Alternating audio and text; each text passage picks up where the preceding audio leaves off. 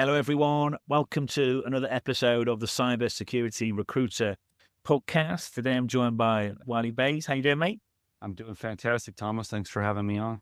Yeah, nice to see you again, mate. For everyone listening, me and Wylie always have plenty to talk about. A little bit about security, a little bit about the market, but in all honesty, I think the main thing we talk about, mate, is golf. Definitely. We're both very passionate and excited about golf. We are. We exchanged videos of swings on LinkedIn DMs and the last time we chatted. So yeah, no, it's always good, mate. But it's one of those sports that it's just so difficult and you can just get beaten up so bad. As long as you do something right, it just keeps you coming back, doesn't it? It's the hardest sport that anyone can play. Yeah.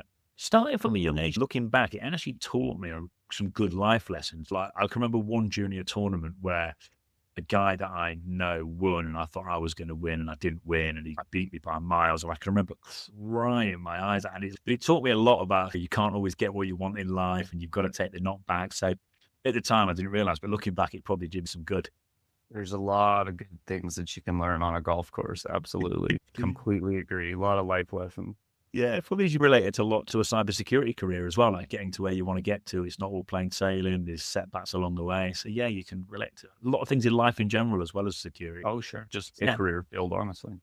Cool, mate. I'm just going to do a bit of an intro, mate. I'm looking forward to today, mate, because you've had a long, successful career and I know we were just chatting about it before we hit record, but really good foundational background and obviously really senior red team operator now. You're doing a lot of people's job, but started off back in the US Navy with networking. And yeah, when you came out, you were a network technician. You also was an automation technician. And then you did more network related work for First National Bank. You also were a systems engineer.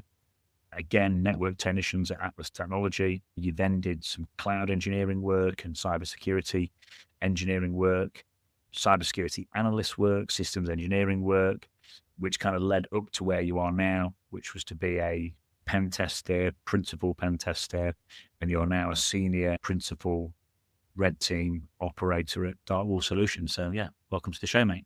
Thank you very much, Thomas. Yeah, that pretty much sums it up. Got my professional official start when I joined the Navy, but I would say my curiosity prior to that went much earlier than that. I was installing Linux on things and playing around with things when I was 14, 15 in high school. So that really did have a big impact as well, leading up to going into the Navy and already knowing a lot about IT and a lot about systems and things like that really just projected my career further into the Navy as well. Yeah, no, it'll be nice to hear about because there'll be people listening that are transitioning out of the US Army or the Navy and they're looking to get into security. There'll be people that are due to do that soon. So it'll be nice to hear about what you know now that you maybe wish you knew back then and stuff like that. And the networking background, when I think about just the logic of hacking a network or anything like that, having that background and that intrinsic understanding of how a network works, can you even be a phenomenal hacker unless you've got that? Yeah, sure. Maybe not even necessarily hacking the network, but how to use the network to communicate around and laterally move and exfiltrate data and things like that. And you have to understand the network in order to, you might have to bounce through 3 different tunnels to get the data out where you need it to go. So yeah, absolutely. The networking aspect, I cannot preach enough. Anyone looking to get into any kind of cybersecurity field needs to understand networking for sure. Yeah, cool, mate. As a senior principal red team operator, what's a day in the life like? What actually goes down for folks listening that are wanting to do what you're doing or they're just wondering, what does Wylie actually get up to day to day when you're not golfing? Yeah, so with Dark Wolf, we primarily dabble in DoD contracting, right? So we get a lot of diverse DoD contracts with various customers from the Space Force to the Air Force to the Navy, to the Department of Veterans Affairs, to DIU, places like that. And a lot of the time, those contracts entail having a penetration testing component or an actual fielded, permanent, full-time employee times 5 or whatever red team that is just integrated with that customer. I've done this a number of different times for various contracts throughout my lifespan here with Dark Wolf over the past 5 years or so, where I've ran and led red teams on big government contracts with customers. Day to day, that's you're in the middle of a red team operation. You might have a foothold on 3 different machines because you fished some people, and your payload that you spent 2 months developing and testing and making sure it's not getting burned just by antivirus that's out there, Defender, Elastic, CrowdStrike, things like that. We almost have to play against the giant security vendors first before we can then deploy against a customer. So that's really a lot of the day-to-day. Building up to an operation is huge. It might take months to build up to an operation before you can even start. Yeah. I think as well, like people would probably be surprised how much patience you need, because I think everyone just thinks you're constantly popping shells and stuff like that. But it's like you need to be a bit more patient and strategic, or you're just going to get caught. 100%. And really just thinking outside the box on your attack angles and your pretexts and things that you really think are going to marinate home with. It just depends on your audience, but a bunch of military people or a bunch of doctors or a bunch of, you really just have to know your audience and plan for that ahead of time to be successful. Yeah. Knowing your audience is going to help from a phishing perspective as well, I'm imagining, big time. Oh, that's 100% what I'm driving at. Yeah. I think about my friends outside security, and it's some of the stuff they do is, I'm obviously so conscious of it because I'm recruiting in this space all day, and I'm imagining you are, but like some of the stuff people do outside security, you just cringe because it's just, and if you know them well, you think, it would be, from a phishing standpoint, unless people are getting continuously made aware and educated and training, it's hard to defend against, isn't it?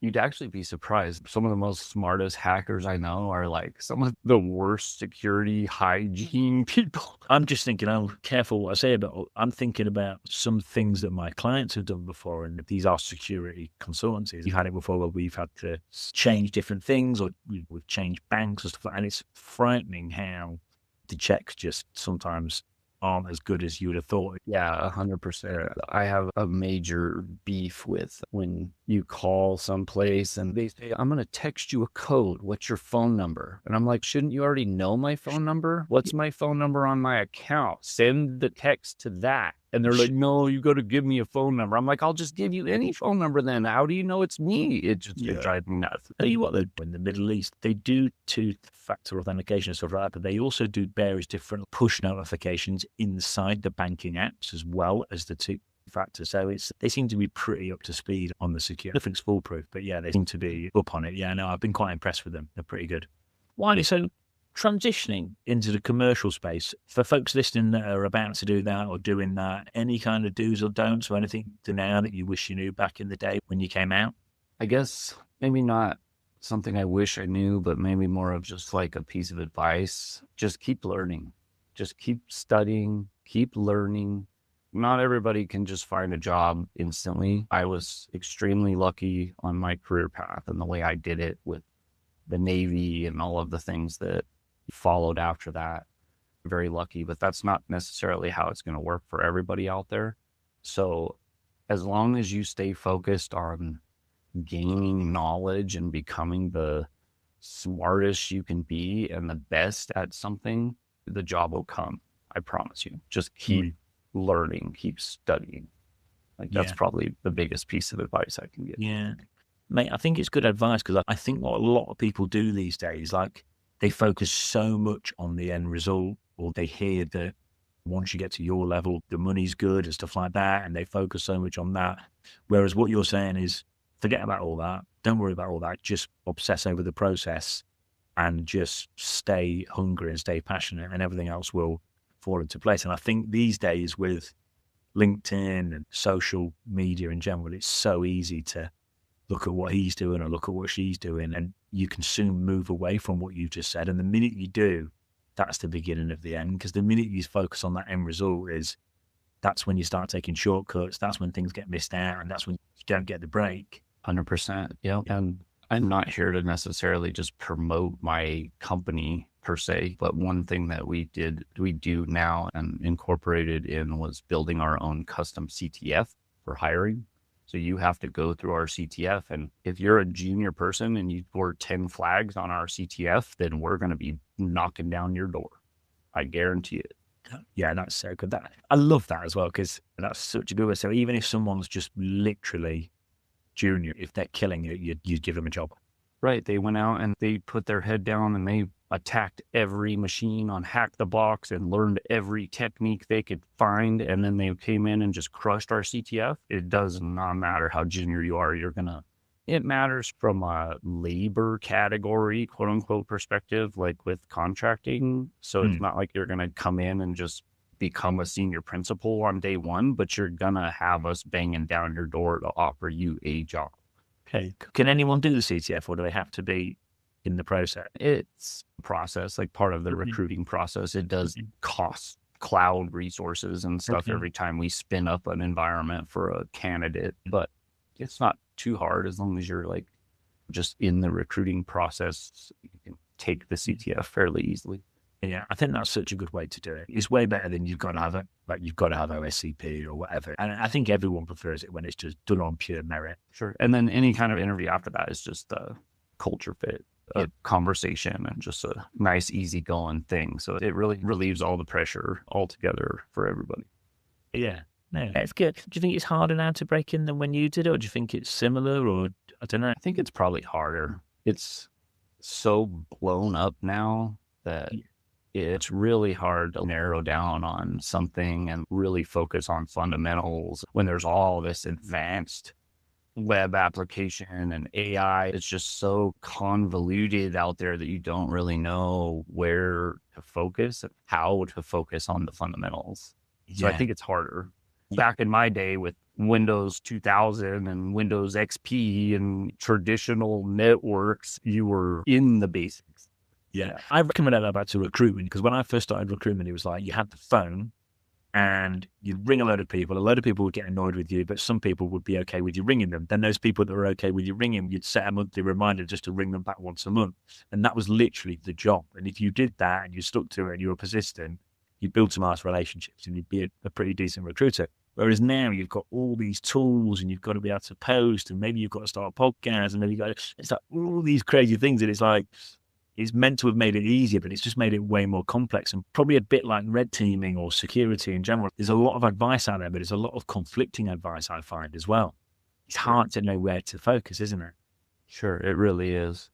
And it's hard. I can only imagine what it must be like to be just coming into it, or in college or something like that. Again, we'll just preach like learn the basics, learn networking, learn wireless, understand what VLANs are and how they're tagged from a networking's perspective, like 802.1q is VLANs. So just understanding that sort of stuff from the beginning is really just, I can't emphasize it enough. Learn that stuff and then the rest will come, because you still got to do networking in the cloud, believe it or not. Yeah. Also as well, what you just said there is just so relevant. Maybe you wouldn't be shocked by it, but I was going to say, I think it's shocking how many people that have been pen testing for a significant amount of time and they're using various different tools and they don't actually understand what's going on with that tool, and they can't really explain what Nmap's doing or what another tool's doing. And that's a problem, and that's going to make you come unstuck, whether you're breaking in or whether you're transitioning into another role, even if you're a mid or almost senior level. Like some people just haven't taken the time to actually strip it back, and it goes back to that curiosity piece. But it's worth knowing, and it's intrinsically linked to moving forward and progressing as well. Sure. Yeah, I completely agree with that as well. Yeah. That curiosity, I think pretty much nearly every guest I've had on has said that curiosity thing is just so important. The most important. You're not going to break into this field like just being mediocre. No. And if it's about the money, I think there's easier ways to. The money's good, don't get me wrong, once you get up to the senior level, but it's got to be more than that, because it's, even if you're good now, if you just want to literally strictly do 9 to 5 and there's no interest out of hours, then if you're good now, you're probably not going to be good in a couple of years or a year. Sure. And maybe you like, because not everybody's different, right? Everybody learns different. Everybody understands different things. Everybody's passionate about different things. Like maybe you start to go down this path of getting into IT or wanting to do systems engineering or wanting to do X, Y, and Z and finding that it's not very passionate to you. There's other ways around that too, to still be like in the field, but in a different capacity, right? There's technical sales reps that know.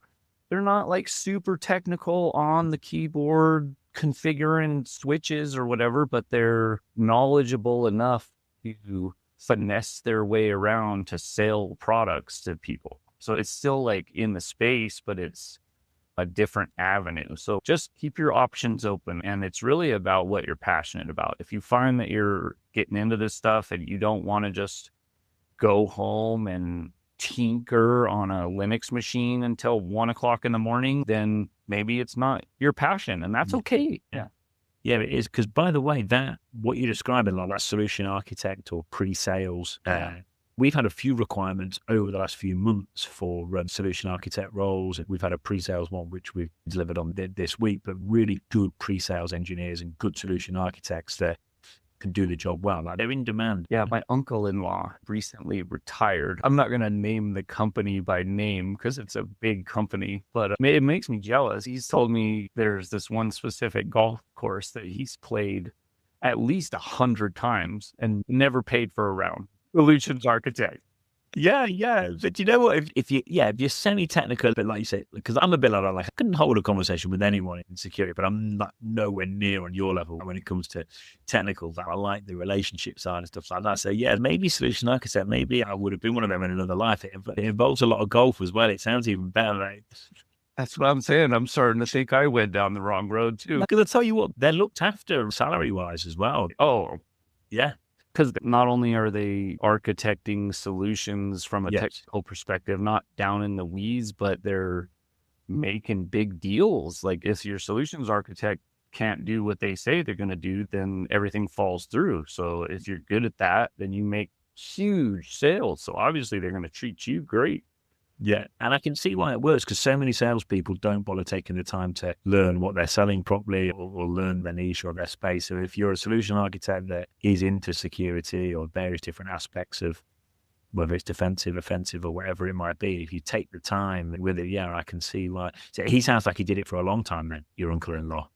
He did. Yeah. He retired with a big company that's been around for a really long time. Yeah. Okay, so he's on the golf course big time now then. I just played with him on last Wednesday. Is he good?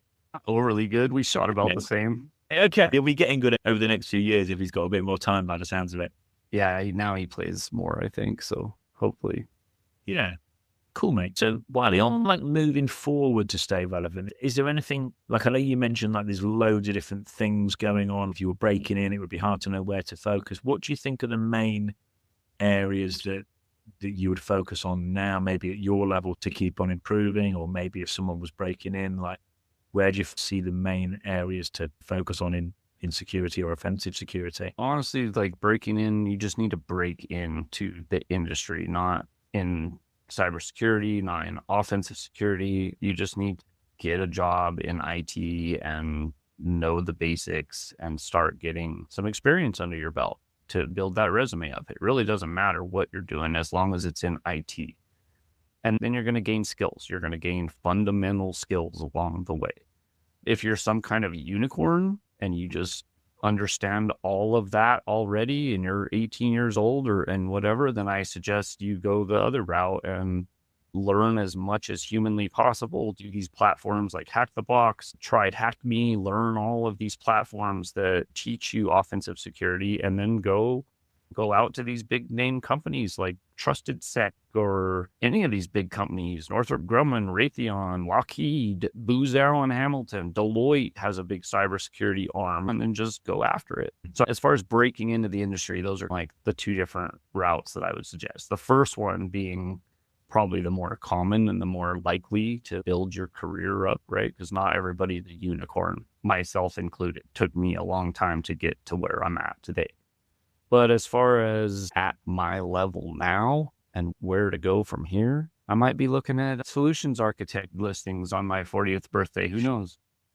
But no, I think it's headed in that direction a little bit, right? So the next step up for me at Dark Wolf would be a director position. And then I'd be getting into a lot more business development opportunities, like really going through the wickets with the customers and having a lot more interaction and knowledge at the business level to help propagate our business further with our current customers and build new customers and things. It would start to get a lot more business driven for the next step for me. And I think that's just where it's headed, right? I might still lead a team here and there with certain contracts or operations and stuff to not completely like age myself out, I guess you could say. But I think that's just like the natural progression of where I'm headed. You know what, mate? When you said that's the way it's heading, you're absolutely spot on. I won't name them on the pod, but there's a really well-known security company with a really good tool where we do quite a bit of hiring for them. Like, their pen testers are basically solution architects now, because what their tool can do is doing more and more. So, that senior network pen tester role has basically become more of a solution architect role. So, when you say that's the way it's going, and that gets me thinking, like the communication piece and like this, what we're doing now, like this is becoming more and more important, because if you've got like your level of knowledge and you know how to talk to technical and non-technical people, and you can use AI and somewhat scale yourself and maybe do what 3 or 4 people can do with just yourself and hold all those conversations, all of a sudden it's become really valuable. And that is the way it's going, I think, isn't it? Oh, 100%. And I didn't just learn those skills overnight either. It was a natural progression by getting attached to these pretty high visibility and high level contracts with these government customers. When I was working at the VA, I had to brief the VA CIO once a month.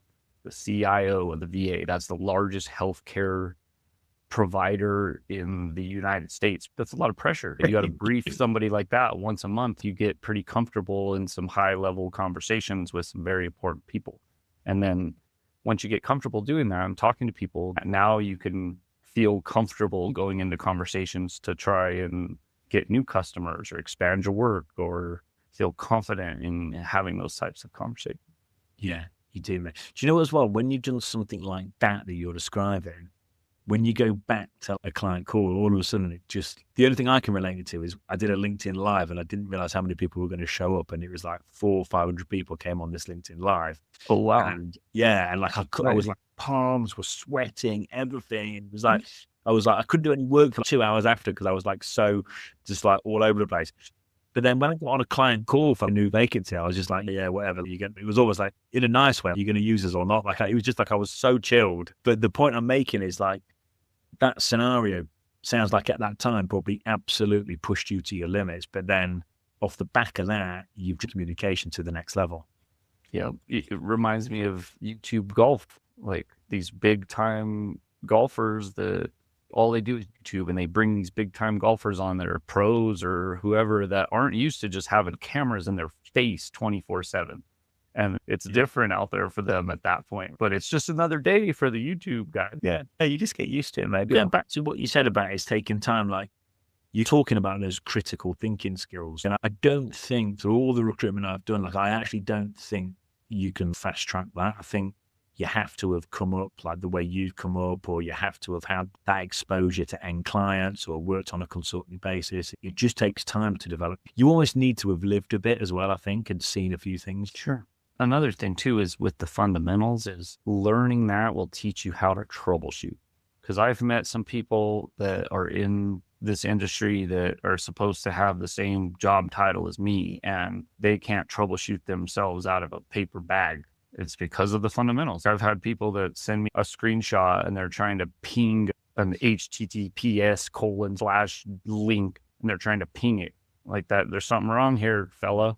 Yeah, the fundamentals are really key to troubleshooting. Yeah. People listening, if you think about that from your perspective, Wylie, or from an employer's perspective or any leader's perspective, like if you're trying to scale the team from 5, 6, 7 to 30, 40, 50, 60, everything gets watered down anyway. If you've got people on the team like that, the reason you're recruiting people is to make your life easier and to have more of an impact and make things better.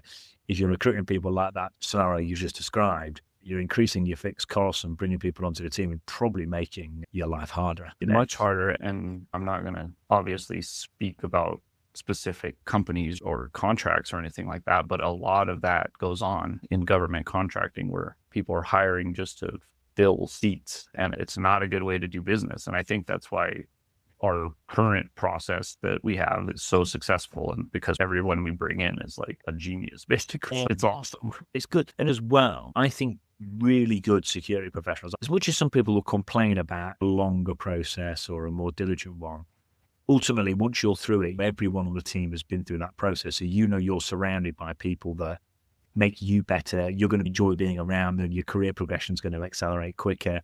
So it is better.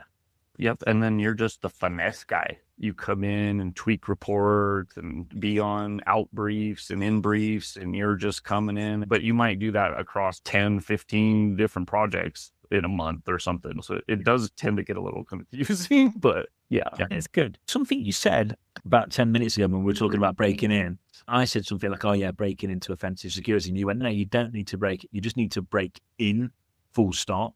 And you said, unless you're a unicorn.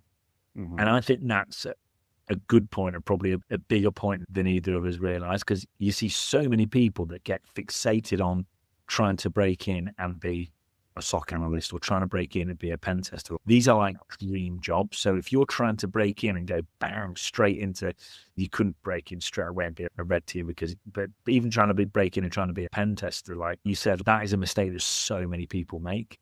Because to do that is near on impossible unless you're, like you say, unless you're extremely lucky or you're just gifted. 100%, yeah. And there's a lot more to those types of positions than people lead on, right? And that you see from the outside, like it might look like a dream job, but when you're stuck in a stock that runs 24/7 and you've been on the 3 to 11 shift for the past year and a half, you might feel a little different about that dream job. Don't be in too much of a hurry to get there. Just let things flow. Try different positions. I tried everything, man. I did so much networking stuff, and then I did storage and virtualization work that was awesome.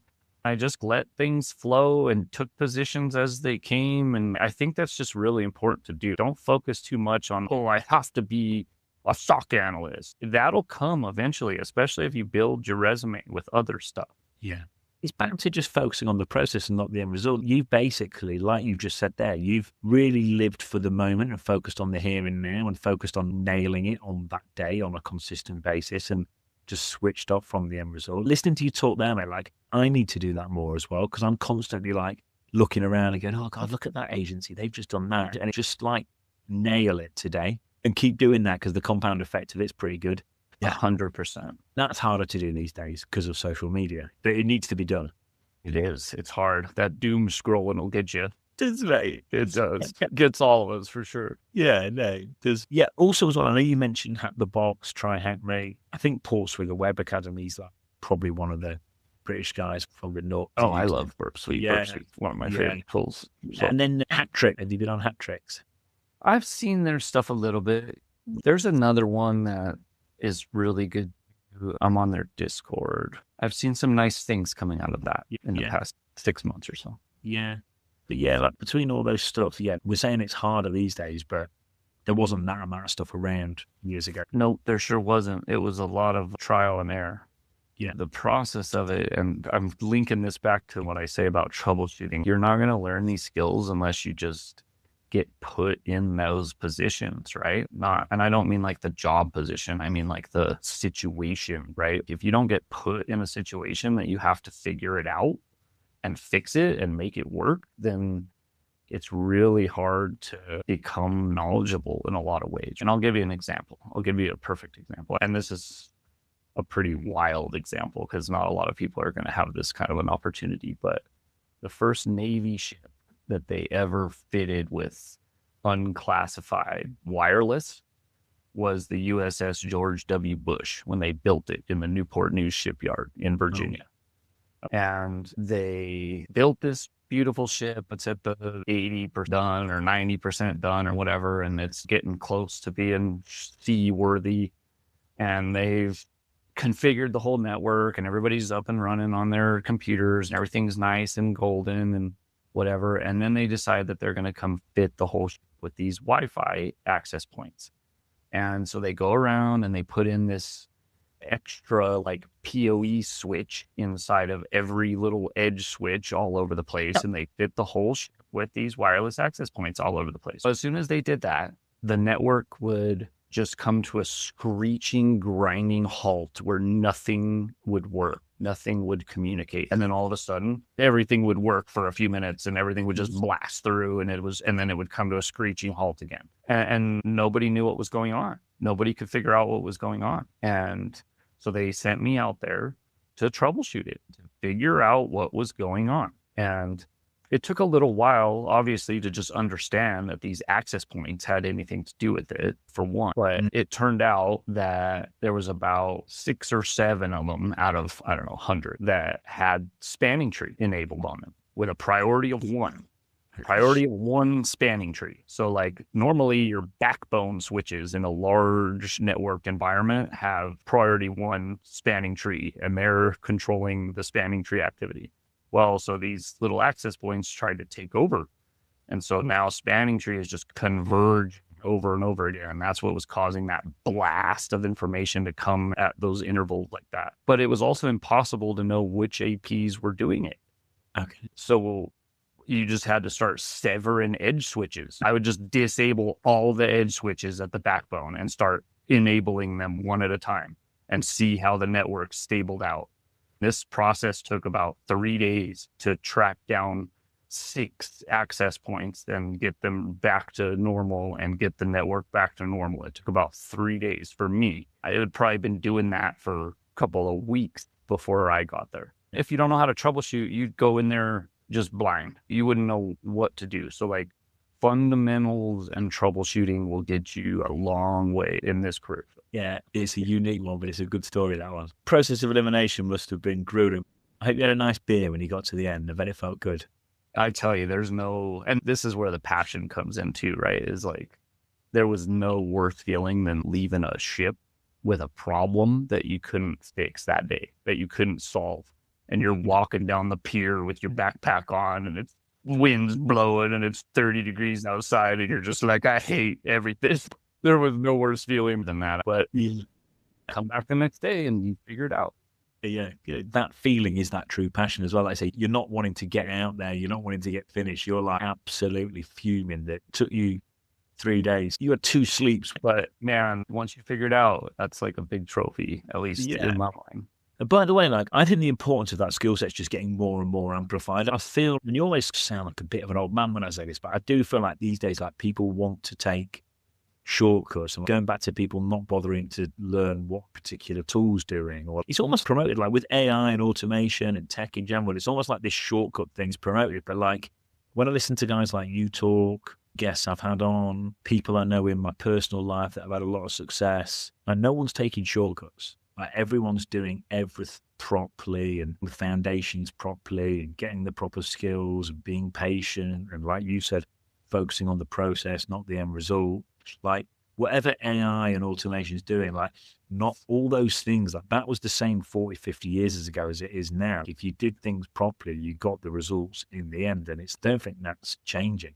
AI, it's really a controversial thing in my mind, right? I have a real personal conflict with it because it's great. Like, I've had it do some really cool things for me, but we didn't have that stuff. Like, I had to learn it the hard way, and I had to do it the right way and learn it the hard way. So it's a very difficult thing nowadays. I can only imagine what it's like to be 18 and have ChatGPT at your fingertips. Yeah, I think it is. I think it's not so bad when you're later in your career, but I think if you're starting out and you're never exercising that particular part of your brain, I sit there fairly often on a Thursday morning with a coffee and I write a newsletter. I don't use AI, and I sit there and I write it, and I don't always want to do it, but when I do it afterwards, I've like really exercised my mind, and it's like really got my brain firing on all cylinders, and I'm pretty sure that's good for my brain, exercising that particular muscle. Whereas if you just get up in the morning, click a button, and AI does it for you, and that's all you've ever known, right? What's that doing for you long term? Nothing. You better hope you land a sweet button seat job where you're on the golf course every day. I don't know. That's a pretty big piece of advice to at least the new learners, is just put the AI down for a minute. I think another big piece of it too for me was learn a programming language. Even if it's just a scripting language, learn how to script. Yeah. And use it to do little tasks that make your whatever it is you're doing easier. It might be a 7-line little script that loops through 700 different items and resolves DNS and cracks them out to a CSV file for you or something. But just learning how to do those little script operations with whatever, it could be Python, PowerShell. I really like PowerShell. It really will help expand your mind. It will. And Wylie, it's good advice, mate, because I've got a requirement now with a really famous security company, and they will not compromise on anything. Like, everything has to be spot on. And one of their requirements for a SOC analyst, which we're looking for right now, is must be able to code. It doesn't have to be like anything low level like Rust or C or anything like that. It can just be some scripting or Python or whatever, but they do have to have something. And even if someone's phenomenal, if they haven't got that, it's a no. And if you do get these things, it really does. So many people just don't bother. It's surprising. Sure. It's just, again, it's basic skills, right? Like, you learn logic of what you're trying to do and how to form that into code, and then how to troubleshoot if you made mistakes, or how to make the code perfect so that it does what you want it to do. Yeah. Completely agree. I can't believe we've nearly been chatting for an hour. I know. The last question I always like to ask, mate, I used to say book, which books had the most positive impact and made you the best version of yourself. But it can be book, it can be pod, it can be online content. It can be security related, but it doesn't have to. But just any book that's basically helped you, that could help the listeners. Okay. So one thing that I've been a very strong proponent of for a very long time is the OpenBSD operating system. It has a lot of upstream, like, it is the upstream provider for a lot of software that you don't realize. Okay. And it's not a very widespread operating system that a lot of people will have used or are using. It's not Linux. A lot of people probably have heard of FreeBSD. Sometimes FreeBSD is implemented in places. People usually have heard of that, but OpenBSD is the upstream provider of OpenSSH. Things like that. It also has a firewall implementation called PF, packet filter. That's also the upstream provider for anyone else that uses it. FreeBSD consumes from OpenBSD and implements it in FreeBSD. And then things like pfSense. Have you ever heard of pfSense, the firewall? Then that's what's running under the hood is FreeBSD and PF. And they just put a nice interface on top of it and made it a product. But OpenBSD is really like the heart of where a lot of that came from. So I am a diehard OpenBSD fan, and I run I've run a custom OpenBSD router at home for 15 years at least, right? And my firewall at home is command line. I do everything from the command line, and it runs OpenBSD, and it uses PF. And there is a book from Peter Hanstein, who also follows me on Twitter, called The Book of PF. And this will teach you how to use PF and the structure, and how to build your PF configuration files, and how to do port forwarding or redirects or transparent proxying or whatever it is you're trying to do from a firewall and network perspective. So I would say this is probably one of my most favorite books. And that stuff you've done at home, that would be good for people to do in terms of learning. Yep, home labbing and build stuff, build a NAS, have your own home media server, just anything. Make a Raspberry Pi that opens your garage. I don't know, just tinker, get creative. Yeah, cool, mate. We'll put that in the show notes as well, Wylie. Nice one. Awesome. Thank you so much, Thomas, for having me on. I've enjoyed it. Yeah. It's been good, mate. It's been a very easy conversation, as it always is. And yeah, it's been nice to see you. Nice to see you, buddy. Absolutely. Thank you so much, Thomas. You take care now.